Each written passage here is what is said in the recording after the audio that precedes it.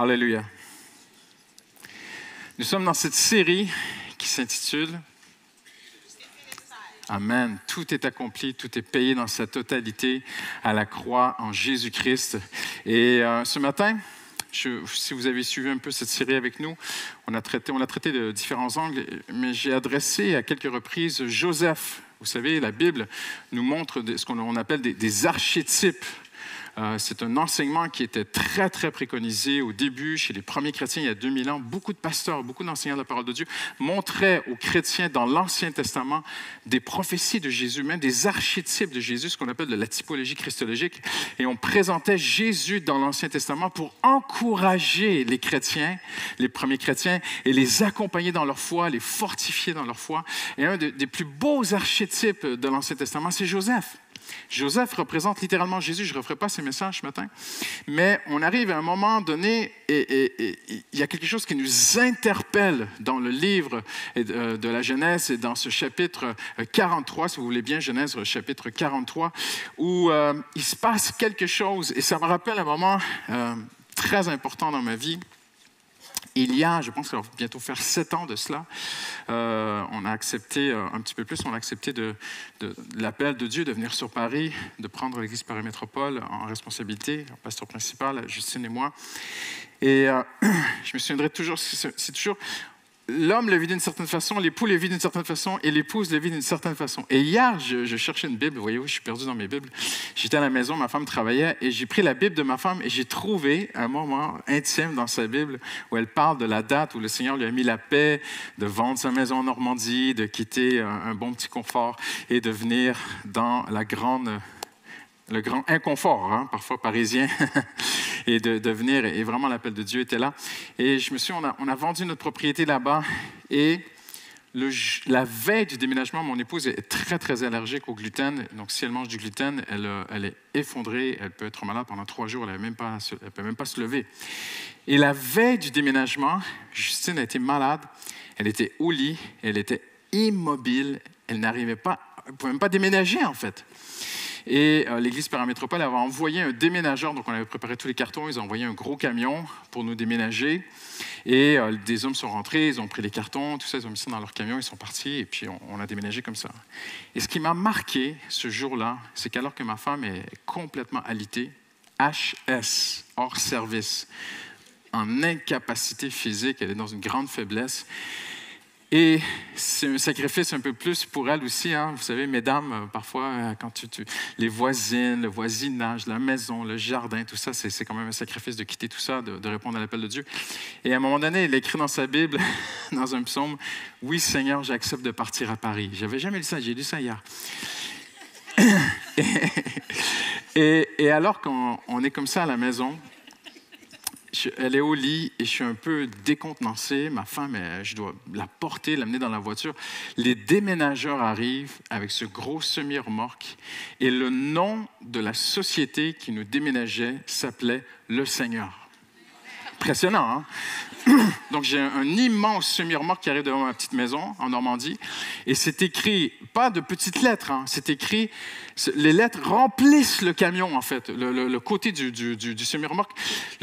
C'est écrit avec de très grosses lettres, Le Seigneur. Et je vois Le Seigneur arriver devant chez moi, des hommes, des gros bras, des barres, boum, boum, boum, boum, boum, ils prennent tous nos trucs, ils embarquent ça. Et on part sur Paris. Et je disais à ma femme, chérie, le Seigneur te déménage. C'est beau, C'est extraordinaire. Ça, c'est l'appel de Dieu. Mais Justine était dans une faiblesse et le Seigneur est venu et a tout pris. Il y a une clause dans la Nouvelle Alliance qui est indiscutable, sur laquelle Dieu ne fera aucun compromis. Je veux parler de la force de la Nouvelle Alliance ce matin. Mais pour avoir la force de la Nouvelle Alliance, je vais vous prouver bibliquement, il faut rendre ta force à Dieu. Et c'est presque prophétique. Pour moi, c'était même prophétique. Dans la faiblesse, nous avons déménagé. Et dans la faiblesse, le Seigneur a pris tout en main. Ce gros semi-remorque. Vous me suivez? Et il y a cette pensée, je ne vais pas être très très long ce matin parce que je sais qu'il y a plein d'enfants, il y a tout un programme derrière moi qui ils sont en train de me pousser là.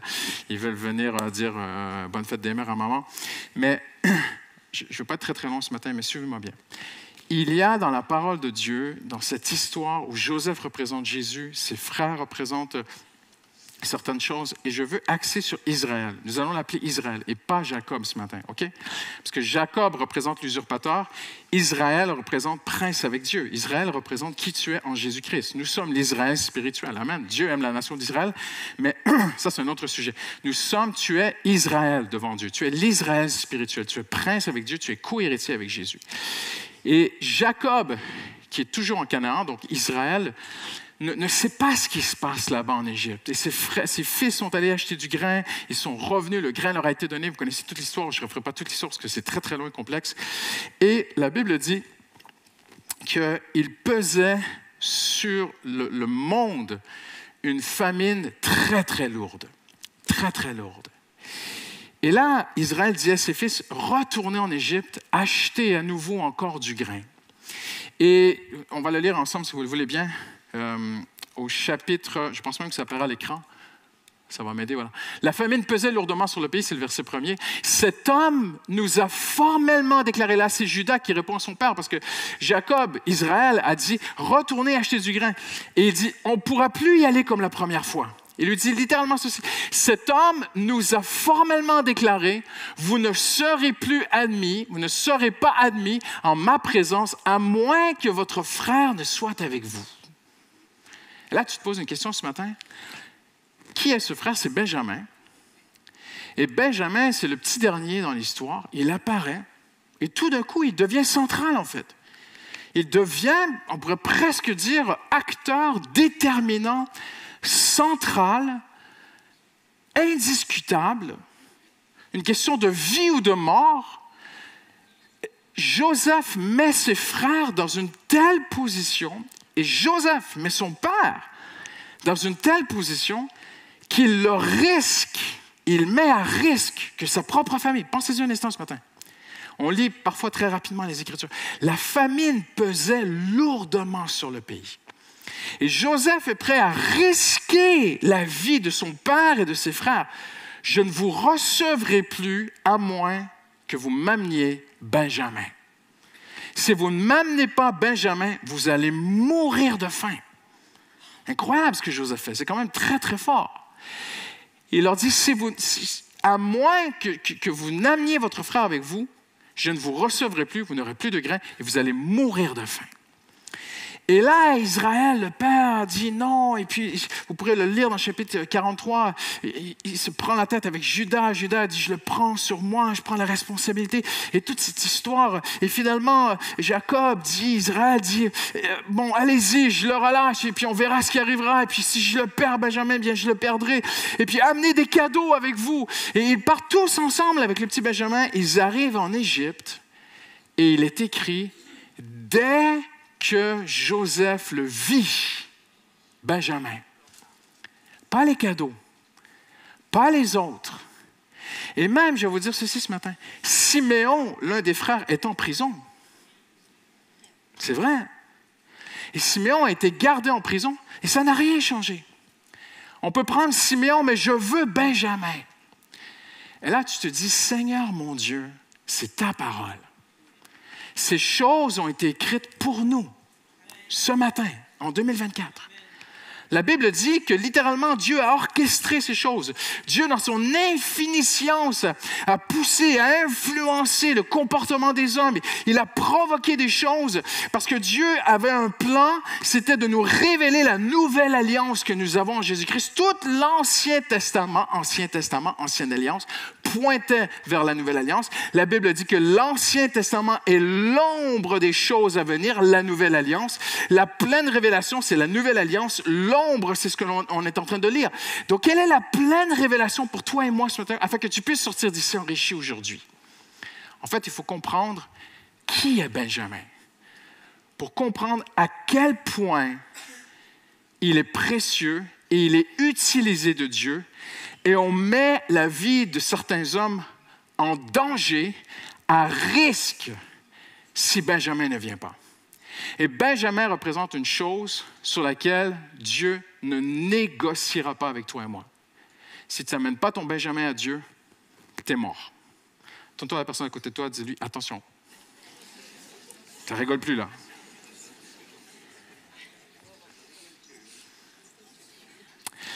Benjamin est la clé pour rentrer dans la maison de Joseph. Joseph n'a pas ouvert sa maison avant. Et cet homme, c'est le numéro 2 du plus grand empire de l'époque. Il est l'homme le plus riche de toute la planète. Joseph représente Jésus. Joseph, ne pensez pas que Joseph vit dans un petit appartement parisien. Joseph vit dans un grand palais. Il vit dans quelque chose d'extraordinaire. Dès que Joseph vit Benjamin, il ouvre sa maison. Et ces hommes vont passer de la famine au festin. Impressionnant. Soit tu meurs de faim, soit tu mangeras à la table de Joseph. Et il y a une chose dans ce monde aujourd'hui, soit tu vas mourir de faim spirituelle loin de Dieu, soit tu vas manger à la table de Dieu. Donc il y a une chose qui est très, très importante que Dieu exige de nous. Quelle est cette chose? Alors il faut comprendre, il faut découvrir ensemble qui est Benjamin.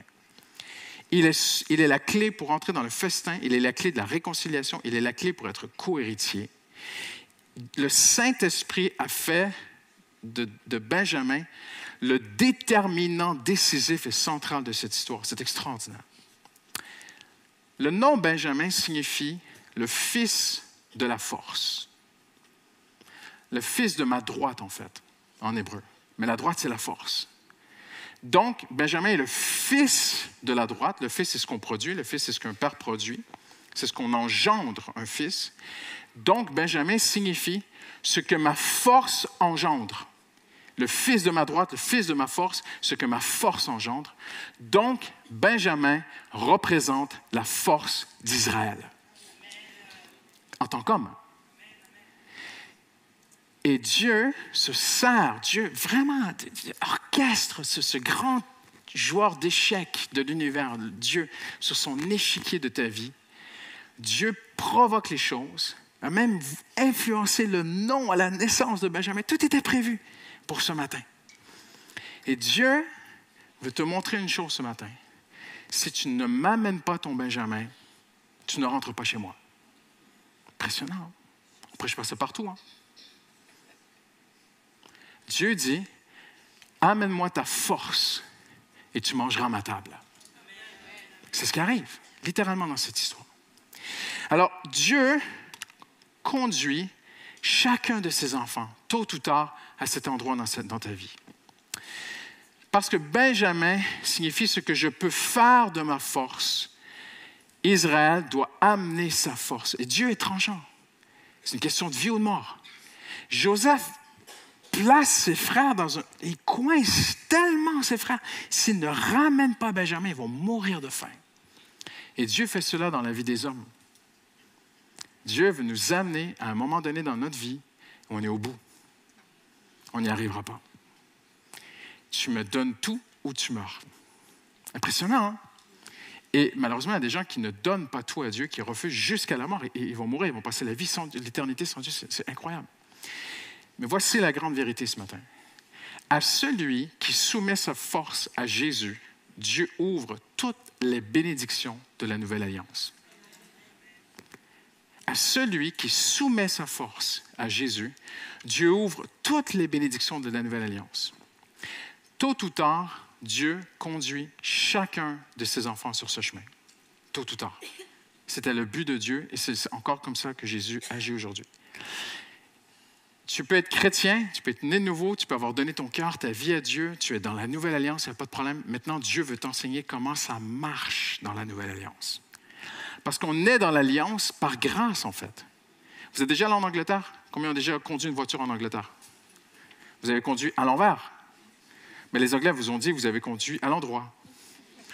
Et quand les Anglais viennent en France, ils disent qu'on conduit à l'envers. Et moi, quand je suis allé en Angleterre avec ma voiture pour la première fois, je me suis pris un rond-point à l'envers et je m'engageais sur l'autoroute à l'envers.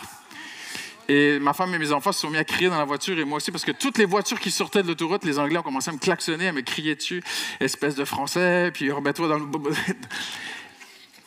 Quand on entre dans la nouvelle alliance, on passe de à l'envers à l'endroit.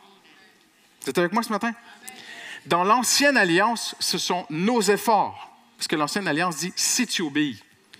La nouvelle alliance dit « si tu crois ». L'ancienne alliance dit « si tu le fais, Dieu va te bénir ». La nouvelle alliance, Jésus dit « j'ai tout fait à la croix pour toi ». C'est tout un réapprentissage, la vie chrétienne. Et Israël a fait tout par ses forces. Et là, ce n'est même plus Jacob, en fait. Jacob faisait déjà tout par ses forces. C'est l'usurpateur, le trompeur, le magouilleur. C'est ce que ça veut dire, Jacob. Mais Dieu a changé, là, son nom. Il ne s'appelle plus Jacob. Il s'appelle maintenant Israël. Donc, il représente le chrétien qui est né de nouveau, le chrétien qui est né de l'Esprit, le chrétien qui aime Dieu, mais qui a encore un apprentissage à faire dans sa marche avec Dieu. Il faut que j'apprenne, en toutes circonstances, dans toutes les saisons de ma vie, à amener ma force à Dieu et à ne pas compter sur mes propres efforts. Vous êtes avec moi ce matin? Zacharie dit, ce n'est ni par force, ni par puissance, mais par mon esprit, dit le Seigneur. Ici, c'est très intéressant parce que le mot puissance signifie une position ascendante. Impressionnant, hein? Maman, ce n'est pas parce que tu as l'autorité sur tes enfants que tu vas bien les éduquer. C'est une position, la force ici, c'est une position ascendante. Je suis ta mère. Non, non, non, non. Il y a quelque chose de plus. Le Saint-Esprit peut t'aider à éduquer tes enfants. Ce n'est pas une question d'être influenceur. C'est intéressant parce qu'on parle beaucoup d'influenceurs aujourd'hui sur les réseaux sociaux. Et le mot influenceur est ici dans l'hébreu. Influenceur, littéralement.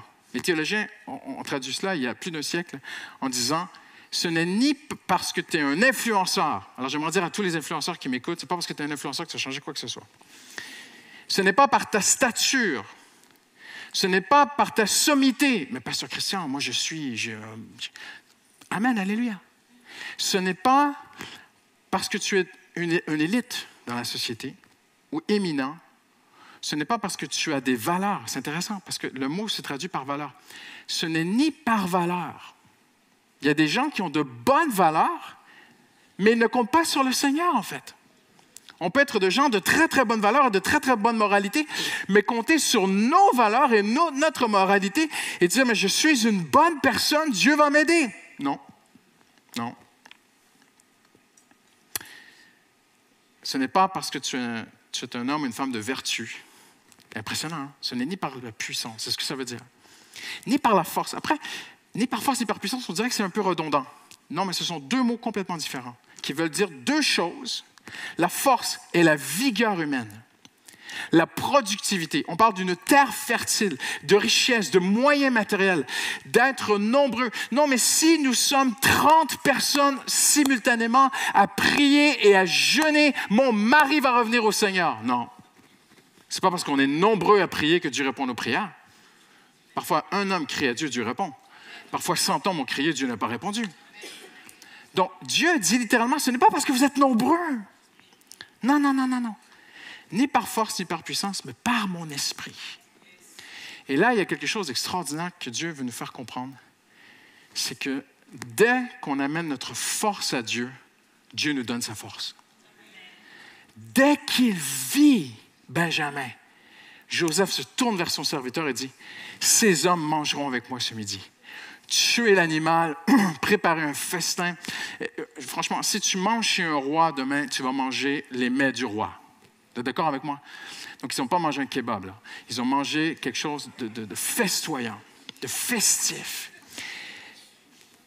Dès que tu rentres dans la nouvelle alliance, dès que tu t'approches de Dieu, Dieu dit, oh, attention, où est Benjamin?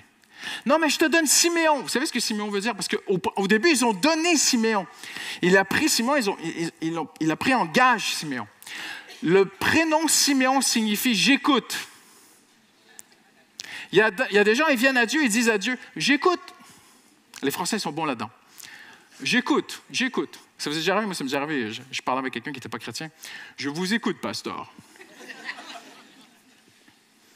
Ils ont donné l'écoute. Mais ils n'ont pas donné leur force. Tu peux venir à l'église, tu peux donner ton écoute. Tu peux donner ton Siméon à Dieu. Tu peux faire des études bibliques, faire de la théologie, tu peux faire beaucoup de choses, tu peux faire beaucoup de prières. Mais tant et aussi longtemps que tu n'as pas rendu ta force à Dieu, tu ne rentres pas dans la nouvelle alliance. Dès qu'il vit Benjamin, Israël a envoyé des cadeaux. Du miel, tout ce qu'il avait, des produits du terroir. Tu peux être provençal et ramener tous tes petits trucs de la Provence. Tu peux ramener de la lavande à Jésus. Peu importe tout ce que tu amènes à Jésus, il n'y a rien qui rentre. Il n'y a aucune mention que dès que Joseph vit le bon miel de Canaan, il dit « Ah ouais, ils vont manger avec moi ce midi. » Non, non, aucune mention de ça. Dès que Joseph vit Benjamin, il dit « Ils vont manger avec moi ce midi. » Dès que Dieu voit que tu ne veux plus compter sur tes propres efforts, tes moyens, tes richesses, tes relations, tes contacts, ton carnet, tout ce que tu peux imaginer, dès que tu dis « OK, c'est bon Seigneur, je veux vraiment dans ma vie être quelqu'un qui apprend à marcher en comptant sur Dieu pour les grandes et les petites décisions », le royaume des cieux s'ouvre. Et Dieu dit « Viens, tu vas manger avec moi ce midi. Et ma force est ta force. » Et je sais qu'il y a un temps d'attente. Voyez-vous, je pense souvent à Israël dans cette histoire. Ses fils sont en train de pleurer dans les bras de Joseph. Ils sont en train de se réconcilier.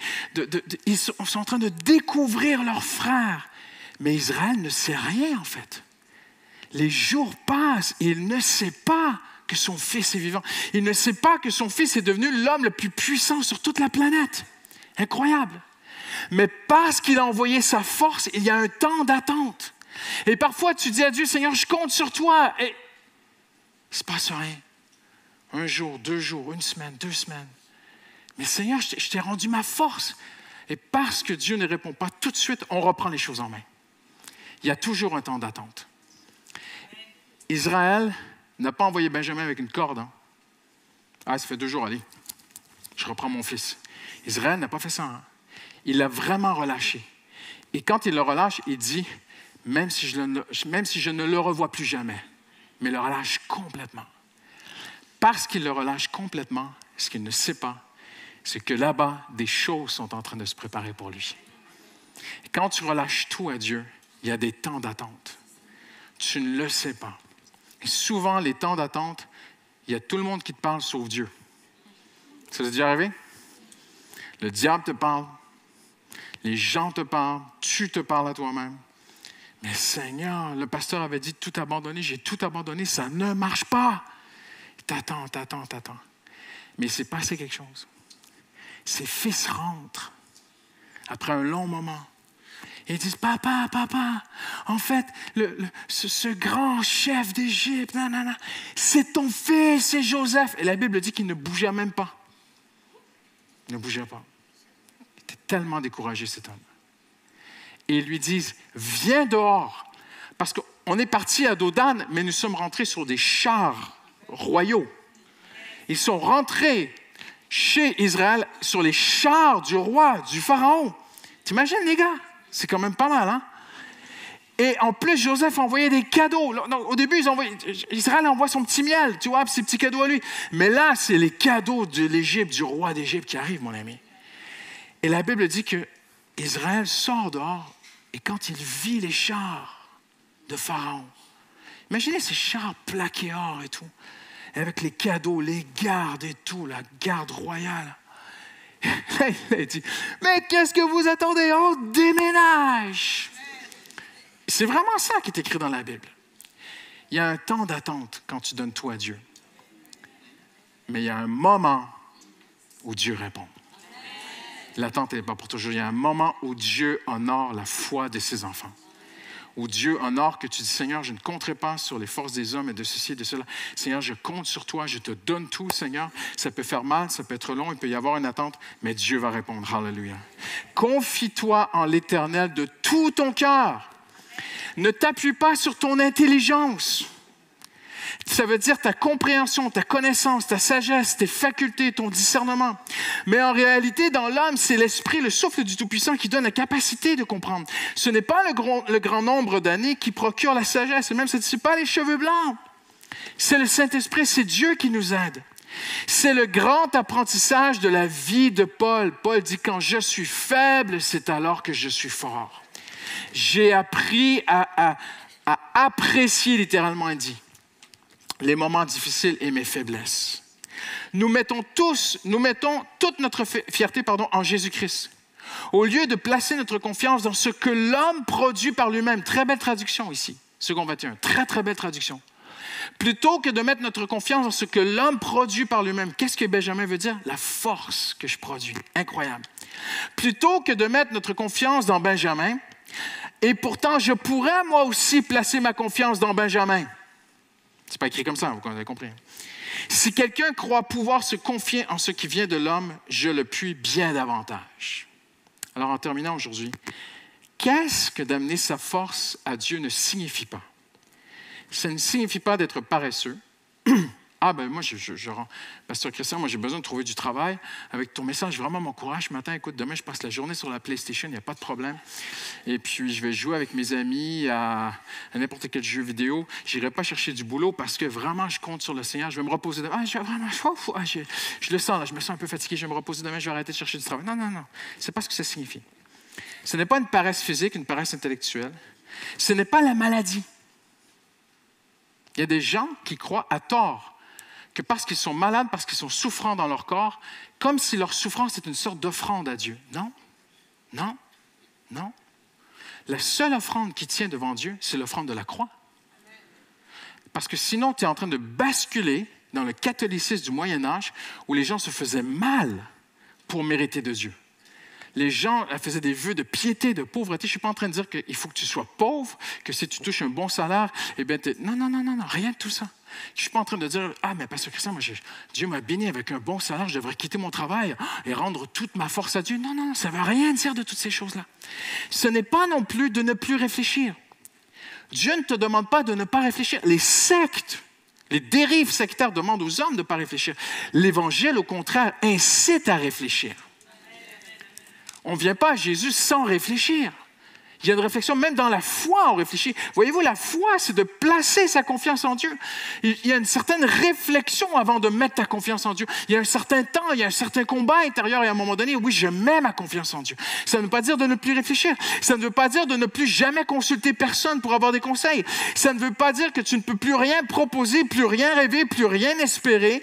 Ça ne veut pas dire qu'il faut que tu renonces à toutes tes affections, à toutes tes passions. Mais Pasteur Christian, moi, j'aime tellement jouer au tennis, mais là, si je rends toute ma force à Dieu, je pourrais même... Non, non, non, ça ne veut rien dire de tout ça. Ça ne veut pas dire non plus qu'on peut traduire ses feelings et ses imaginations comme si tout était une inspiration. C'est avec moi. Ah!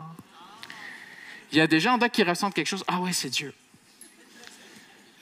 Ils sont en train d'imaginer que j'ai une vision. Non, tu n'as pas une vision, tu as une imagination. Il faut juste faire très, très attention avec les visions. Hein. Il y a des gens qui disent j'ai eu des visions. Une vision, c'est une vision. Bibliquement, une vision.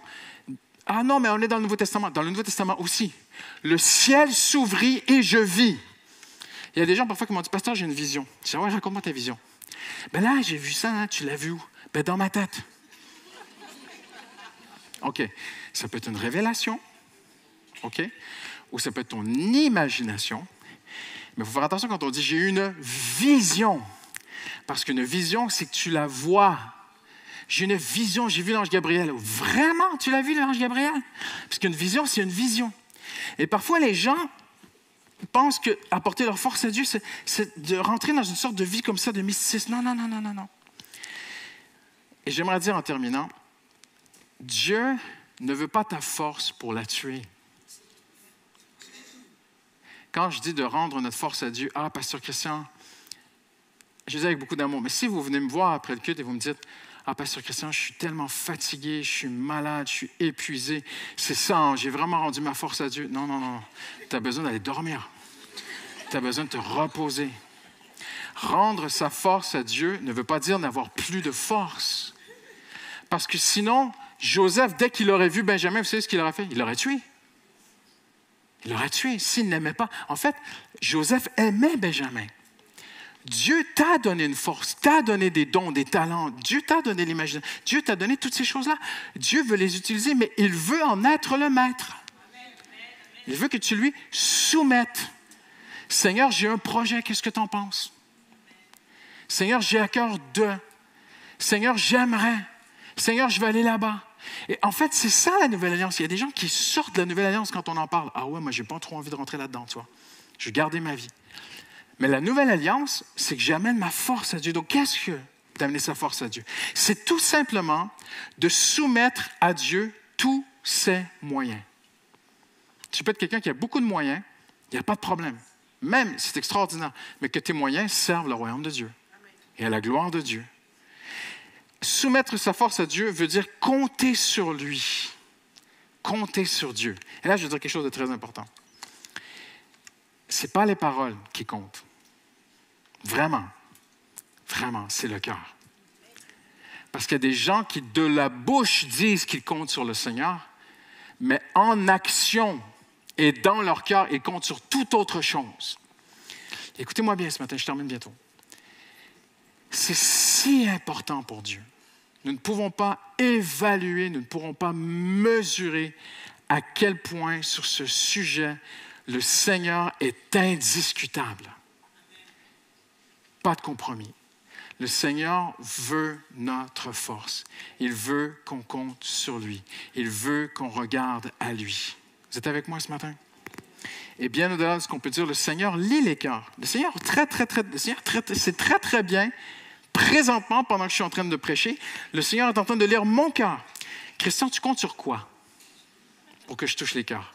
Voyez-vous? Est-ce que tu comptes vraiment sur moi? Est-ce que tu comptes sur tes moyens, tes talents, ton charisme, ta façon d'expliquer la Bible? Moi, je vous parle cash matin.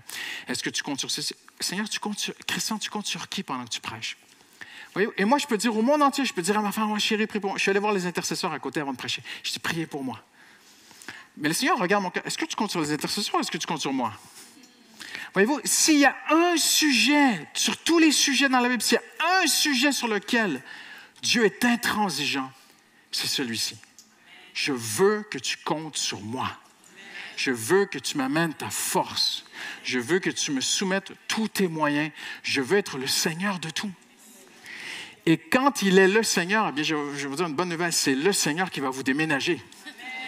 Amen. Avec son gros camion. Il nous a accordé, regardez ce que la Nouvelle Alliance, il nous a accordé ces précieuses promesses. Alléluia. Là, on est rentré, OK? Là, on est à la table avec Joseph, en terminant. Et là, on lui a donné Benjamin. Seigneur, je te soumets ma vie. Je ne veux plus compter sur moi. Je veux compter sur toi, Seigneur. Le Seigneur t'ouvre la porte. Il t'amène à sa table. Regarde ce que tu vas manger. Il nous a accordé ces précieuses et très grandes promesses, afin que par elles, vous deveniez participants, ce qui veut dire associés, compagnons, en communion de la nature divine, co-héritiers, membres du même corps, participants de la promesse en Jésus-Christ. Hallelujah. L'un des mots les plus importants dans le Nouveau Testament, c'est le mot koinonia, communion. En commun avec Jésus-Christ. Hallelujah. Vous êtes avec moi ce matin? Et ça, c'est l'une des plus belles choses qu'on peut trouver. Elle est où ta femme? Elle est là. Viens de loin.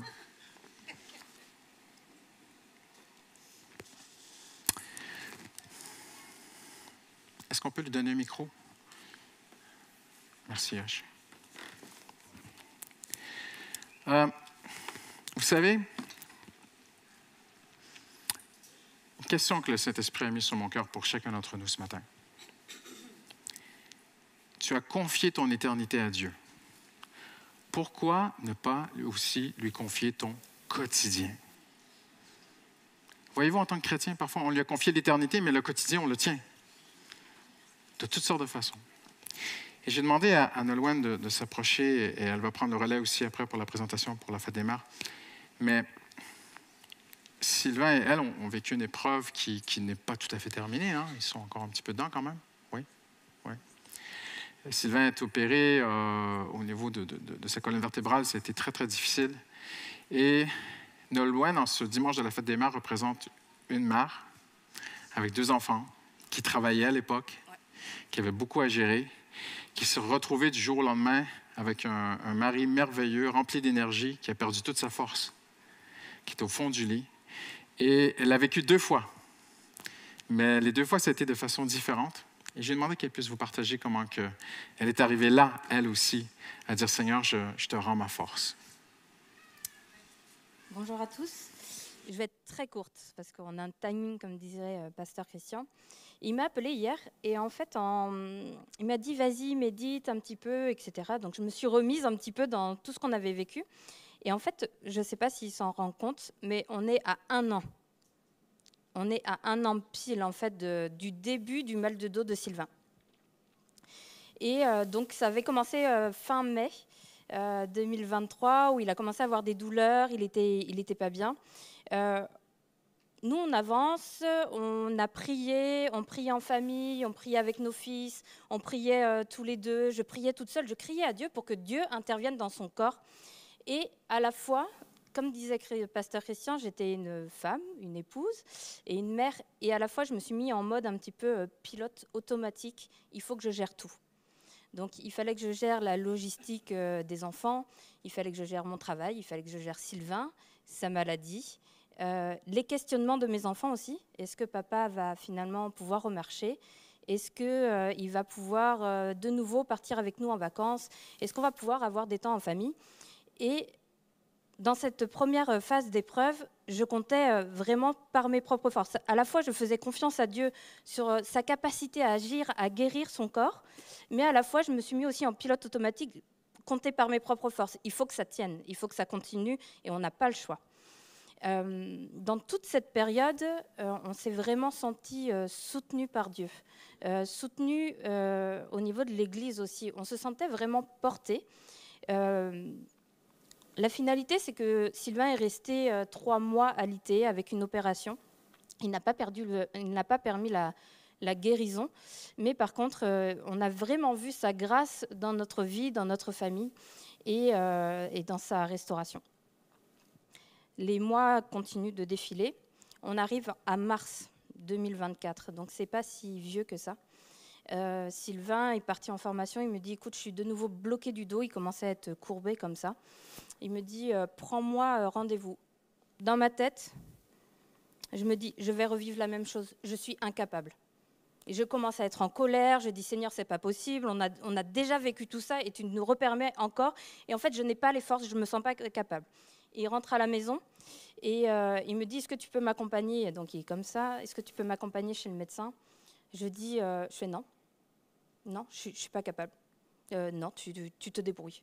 Donc il marche en fait, c'est à une dizaine de minutes de la maison. Et moi, j'étais dans la cuisine, je continuais de faire à manger et je ruminais. Je disais, Seigneur, c'est pas possible, encore une fois, j'ai pas envie.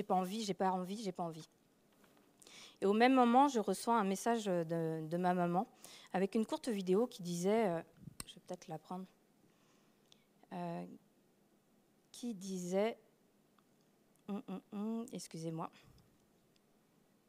Ok, ce n'est pas fini, j'ai une dernière chose à te dire, Dieu attend ta prière. Il a la solution pour ton cœur, il ne demandera rien du tout, juste un cœur sincère. Alors file dans le secret de ta chambre et ouvre ton cœur, fais acte de foi, prie-le avec vérité et repentance, et il entendra ton cri et tu entendras sa voix. J'ai été saisie par le Saint-Esprit et en fait, alors que j'étais là, je me disais, mais j'étais basée sur mes forces humaines de me dire, mais en fait, je ne suis pas capable de revivre ça. J'avais négligé toute la partie de Dieu et j'avais négligé toute la grâce qu'il avait permis de comment on est vécu la première fois. Je suis saisie par le Saint-Esprit alors que j'étais seule dans la maison. Je file quand même dans le secret de ma chambre. Je me mets à genoux, je prie et je dis, écoute Seigneur, je ne suis pas capable. Je suis incapable de revivre les mêmes choses. Je ne suis pas capable de réorganiser une logistique de 3 mois comme on a vécu. Je suis incapable. Je te demande pardon de réagir comme ça parce que je ne devrais pas réagir comme ça par rapport à mon époux, par rapport à tout ce qu'on a vécu, par rapport à la grâce qu'il nous avait faite déjà la première fois. Donc je demande vraiment pardon. Donc voilà, je finis de prier. J'ai cette paix dans mon cœur et ce sentiment, ok, je t'abandonne tout. Je lâche. Je ne veux pas revivre les mêmes choses, mais en fait, finalement, ce n'était pas par mes propres forces. La première fois, je l'ai vécu par mes propres forces, mais la deuxième fois, je ne pouvais pas revivre la même chose. Mais Dieu m'a mis à genoux afin que je puisse libérer ma force, en fait, simplement à lui. Et donc, c'était simultanément. Hein. Et en fait, Sylvain, il est rentré courbé chez le médecin, il est ressorti, il était droit, toujours douloureux, mais droit. Je crois que Dieu, en fait, comme disait Pasteur Christian, en fait, simplement non pas par nos propres forces, mais vraiment par ses forces, parce que c'est lui qui vit en nous et c'est lui qui est au-devant de toute chose. Voilà. Si tu veux rajouter. Amen. Alléluia. On va prier ensemble. Est-ce qu'on peut se lever? Alléluia. Juste tendre nos mains vers le Seigneur Jésus. J'aimerais t'inviter juste à amener ta situation à Dieu ce matin. Amen. Sans musique, sans rien, dans une grande simplicité. Dis-lui, Seigneur, je te rends tout ce matin, Seigneur. Alléluia. Seigneur, je t'abandonne tout, Seigneur. Je te donne tout ce matin. Alléluia. Je te donne mes moyens, je te donne ma situation. Seigneur, je veux tout te soumettre entre tes mains, Seigneur. Je t'amène mon Benjamin, Seigneur Jésus. Alléluia. Peu importe ce que tu traverses ce matin, une épreuve personnelle, la maladie, la souffrance, peu importe ce qui se passe dans ta vie ce matin, tu rends tout à Jésus ce matin. Alléluia. Tu dis, Seigneur, je t'abandonne tout. Alléluia. Seigneur, je crois aussi. Tu lui dis, Seigneur, je crois dans le nom de Jésus qu'alors que je t'abandonne tout, Seigneur, tu m'ouvres le festin de la nouvelle alliance. Alléluia. Tu vas me donner une grâce, Seigneur Jésus. Tu vas guérir mon cœur, Seigneur. Alléluia. Tu vas tracer un trait avec le passé, avec mon passé, Seigneur. Tu lui dis ce matin dans tes propres mots. Alléluia. Seigneur, tu me guides, Seigneur. Tu as un chemin pour moi, Seigneur. Alléluia. Seigneur, tu seras là, Seigneur, et je deviens co-héritier de toutes les plus belles promesses, la Bible dit. Et l'Épître aux Hébreux nous dit que la nouvelle alliance est garante de bien meilleures promesses encore. Alléluia. Une bien meilleure alliance que nous avons en Jésus-Christ. Alors, Seigneur Jésus, merci ce matin, Seigneur, pour cette parole. Dans une grande simplicité, Seigneur. Ce n'est ni par force, ni par puissance, mais c'est par ton esprit, dit le Seigneur. Et tous ceux qui l'aiment disent Amen. Amen. Alléluia. Merci Seigneur pour ta parole. Amen.